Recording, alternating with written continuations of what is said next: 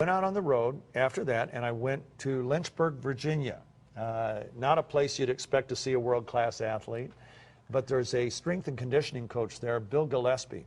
And Bill used to be the strength and conditioning coach for the Seahawks. But one thing he had never stopped was weightlifting. He had wanted to set world records. He told me he wanted to be the strongest man in the world from the time he was a kid. And when he was in his 30s, he was only bench pressing 335 pounds. He said he was the worst bench presser in his age category, so it didn't look like he was going to get there. Well, he's there and has an amazing story. Since he's been on Max, he has seen things he never dreamed of. And he now wants to get all athletes, every athlete he comes in contact with, he wants to get on this product because of what it's done for him.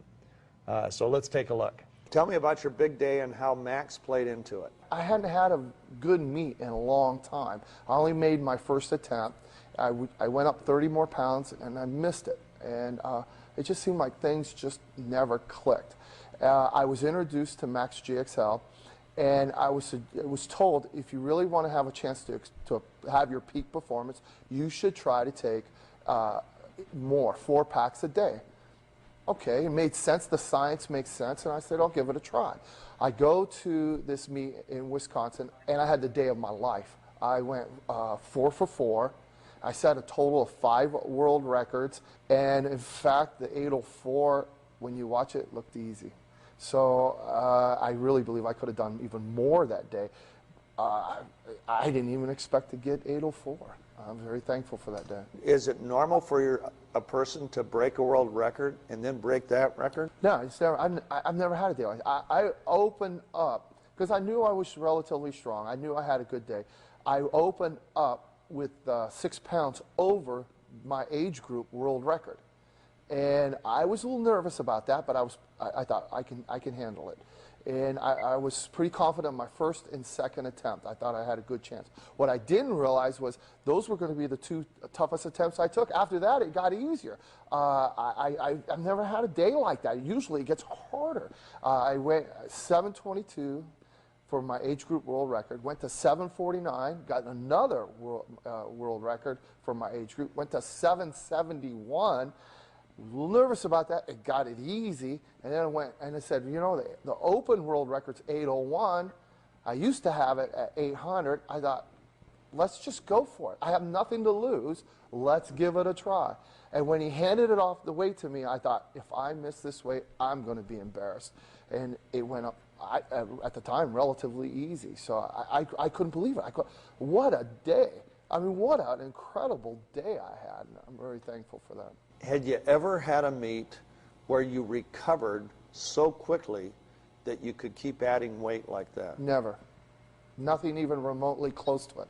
Nothing ever experienced. And here's the thing. I was 49 years old. Ain't supposed to happen when you're 49 years old. I've been doing this since I was 14 years old. So would you say that your recovery after each lift was amazing? People were commenting afterwards and between attempts how you look like you're getting stronger as you go along, and I was like, I was confused by it. This was my first experience with Maxgxl, so I wasn't quite prepared for this. Since I've been getting on the Maxgxl, I've been able to train more frequently, heavier than most people would ever consider. Most of the time, most of my competitors will lift heavy 1 time a week, maybe 2 times a week.